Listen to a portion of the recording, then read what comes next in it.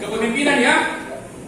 Nah, janganlah ubah orang dengan intimidasi dan amarah, tetapi ubahlah orang dengan memberi contoh dan keteladanan yang baik. Keteladanan membuat orang sungkan dengan kita ya.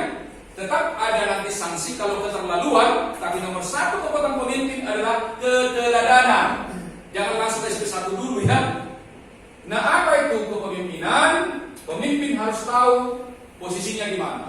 Maka saya katakan tadi, posisi pengurus PSP itu bagaikan burger. Di atas itu roti yang atas kan?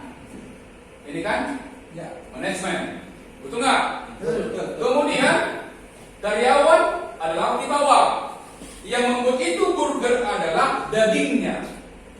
Adalah yang menentukan. Jadi kawan-kawan SP harus mampu menerjemahkan manajemen. Bagaimana menjadi operasi kan Tuhan? Jadi visi misi core values-nya harus diterjemahkan oleh kawan-kawan SP. Tentunya kalau pemimpin di dalam juga kan. Jadi peran Anda juga harus mampu menerjemahkan strategi dari pemimpin. Maka Anda sebagai pengurus harus tahu apa visi kita punya serikat. Kemudian apa misinya? Apa nilai perilakunya? Tolong kawan-kawan kalau belum ada ini rakyat lah ya. Harus jelas apa visi kita punya serikat pekerja ini. Apa misinya? Apa perilaku dasar dari semua anggota? Jangan nanti membawa perilaku masing-masing kan Tuhan. Misalnya jujur, semangat, kerjasama, integritas itu perilaku Tuhan. Nah kemudian apa strateginya? Apakah resource base hanya mengandalkan dari dalam atau kita berkemitraan kan itu kan? Nanti kombinasi, misalnya ini namanya kemitraan, strategi alias. Kenapa? Karena dari dalam tidak ada narasumber etos, saya diundang. Jadi kombinasi strategi itu ada resource base mengandalkan di dalam, kekuatan di dalam, ada namanya kemitraan, berarti kerjasama dengan luar atau outsourcing kan itu kan? Ada namanya downsizing, kita alirannya kecil, ini kan downsizing kan? Tapi berkualitas kan itu kan? Biarlah kawan-kawan nanti snowballing, makin banyak nanti di perusahaan masing-masing dibina kan itu kan? Saya kira materi ini sangat bagus. Kemudian apa program kerja jangka pendek, menengah, jangka panjang? Kaderisasi kan termasuk juga kan? Ya. Kemudian jadwalnya, triwulan pertama, kedua, ketiga harus jelas. Anggarannya dari mana? Kan itu kan? Anggarannya dari mana kan? Kemudian juga SOP dan sistem pelaporan kan itu kan? Tolong kawan-kawan nanti kalau raker dijelaskan seperti ini kan itu kan? Ini yang sangat standar. Jelas misinya, core values-nya, strateginya, programnya, jadwalnya, anggarannya kan? Jangan anggaran dulu baru jadwal dulu baru anggaran ya. Orang kadang-kadang bikin anggaran, kegiatan tertentu anggaran tidak, harus program dulu, baru nanti anggaran kan? Sumber dana dari mana? Selamat pagi. Pagi. Selamat siang. Siang. Hai sahabat. Kepemimpinan. Dari bahasa Inggris.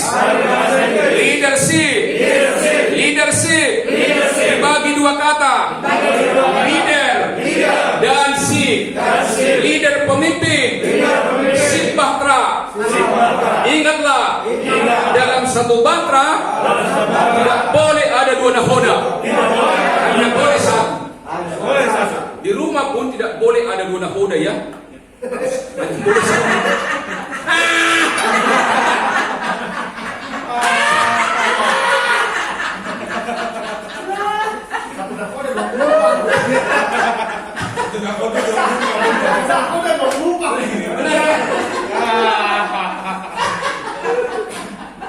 Jelas ya? Jelas. Kenapa kalau ada dua nahoda arahnya tak jelas? Itu maksudnya ya. Di organisasi pun jangan pernah dua. Harapan saya kepada kawan kawan, jangan pernah mengganti pemimpin di tengah jalan. Sejelek apapun kedua kita, jangan coba diganggu di tengah jalan. Kenapa? Citra kita jelek, orang yang konflik. Sabar aja. Sadar lah ya. Jangan pernah Pak. Kalau begitu Anda konflik di SB kita, nggak enak citranya Pak. Orang di bawah pun tidak simpati dengan kita. Tukang ribu semua itu kan Tuhan. Bagi-bagi kuenya tak jelas. Hati-hati ya. Sabar aja. Lihat aja partai politik yang ribut di jalan, misalnya ganti parpol. Lihat aja itu tidak akan berkembang Pak. Kedua, tolong terbuka kita punya organisasi ini. Dan juga jangan ada di dinasti. Ketika ada dinasti, ada yang dominan, itu akan masalah. Biarlah Demokrat 2, terbuka dan demokratis ya. Kalau itu yang terbaik, ya sudah siapapun itu ya. Kan demi lembaga kita kan. Jadi kepemimpinan itu sebenarnya leadership, artinya mengarahkan satu kapal itu ke tujuan. Itu maksudnya, maka dikatakan pemimpin adalah visionary leadership. Satu kekuatan pemimpin jelas visinya kan, mau dibawa kemana ini organisasi kan, bukan? Kalau saran saya mau dibawa membina 5K. Pertama kompetensi, yang kedua karakter, yang ketiga kinerja, yang keempat kompensasi, yang kelima keharmonisan. Itu kalau dibawa Pak, bangsa ini luar biasa Pak. Kalau Anda hanya berbicara kompetensi tanpa bicara kinerja, tanpa bicara karakter, tanpa bicara kompetensi, tidak akan bisa berhasil Pak. 5-5 itu harus kuat. Maka Anda jadilah motivator, jadilah inspirator, jadilah trainer ya. Itulah pemimpin. Pemimpin itu sebagai partner, sebagai motivator, inspirator, sebagai master, sebagai trainer. Harus begitu kita Pak, namanya kan perkaderan ya. Selamat pagi. Pagi, semangat. Apa kata kunci dari kepemimpinan? Dia pengaruh. Esensi kepemimpinan pengaruh Pak. Anda sebagai pengurus berpengaruh enggak? Dihormati mereka enggak sebagai anggota kan? Itu punya. Ketika Anda melakukan yang tercela, mereka tak menghormati Anda secara totalitas. Paling di muka umum Anda dihormati, tapi di belakang dikata-katai. Kenapa? Kita tercela. Hati-hati aja ya. Maka bagaimana kawan-kawan supaya menjadi terhormat? Dibutuhkan namanya power. Yang pertama yang perlu kita sadari adalah peran karakter. Nomor 2, peran karakter selalu menjadi faktor kunci seorang pemimpin. Orang akan memaafkan kekeliruan kompetensi atau kemampuan, namun mereka takkan percaya kepada seorang pemimpin yang gagal dalam karakter. Bangsa-bangsa ini gagal karena karakternya. Banyak orang pintar Pak, profesor, ada yang terjebak juga kan? Ada yang profesor terjebak, begitu pejabat dia Pak, terjebak juga. Jadi jangan mudah tuduh orang. Kalau kita tuduh orang lama-lama terus kamu jangan korupsi, begitu jadi pejabat korupsi juga kan? Jangan. Doakan aja dia kan, itu kan. Banyak kan tokoh itu aktivis dulu kawan-kawan kita kan. Begitu menjabat nggak tahan dengan ini. Tahan dia. Kenapa kurang kuat karakter, ilmunya tinggi, karakternya kuat kan? Karakter itu kan makin dibakar makin kuat. Nah oleh karena itu kawan-kawan, tolong perkuat ada namanya 6 power, harisma. Harisma itu kan kebaikan dari Sang Pencipta kan? Harisma itu artinya ketika kita berdiri, ketika kita bicara, orang dengar. Bung Karno dulu sangat berharisma. Kenapa? Selain dia ada anugerah, dia punya kemampuan yang luar biasa. Maka kalau kawan-kawan ingin dihormati sebagai pengurus, yang pertama perkuat namanya spiritual power. Pemimpin yang sudah memiliki spiritual power, dia inklusif, bukan eksklusif. Kalau eksklusif hanya kawannya yang ditemani, hanya sesukunya yang ditemani, hanya seagamanya ditemani. Tapi kalau orang inklusif, siapapun menjadi sahabatnya. Kenapa? Engkau jadi pemimpin kan? Harus inklusif.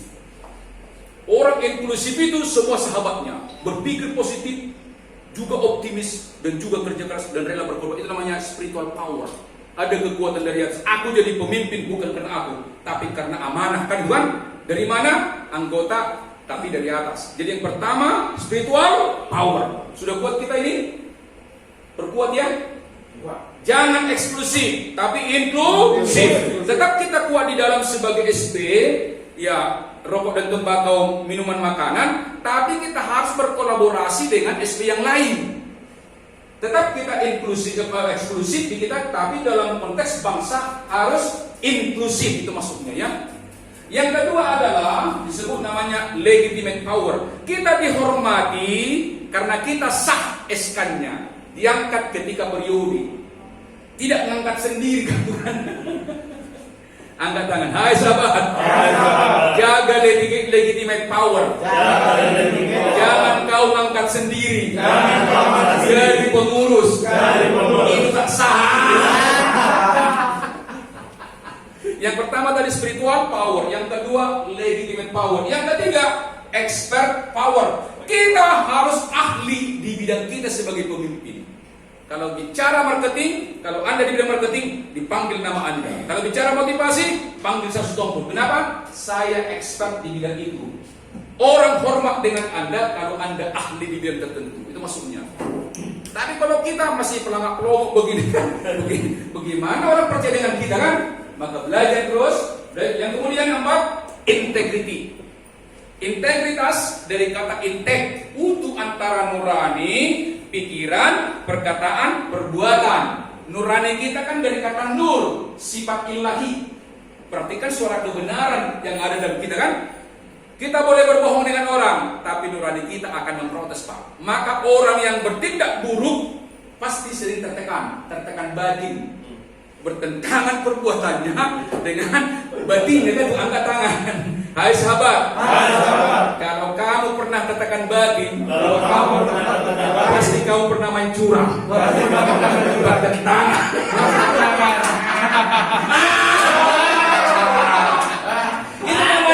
Itu namanya tertekan batin. Maju kena, mundur kena. Itu jadi kalau melanggar integritas itu pasti tertekan batin.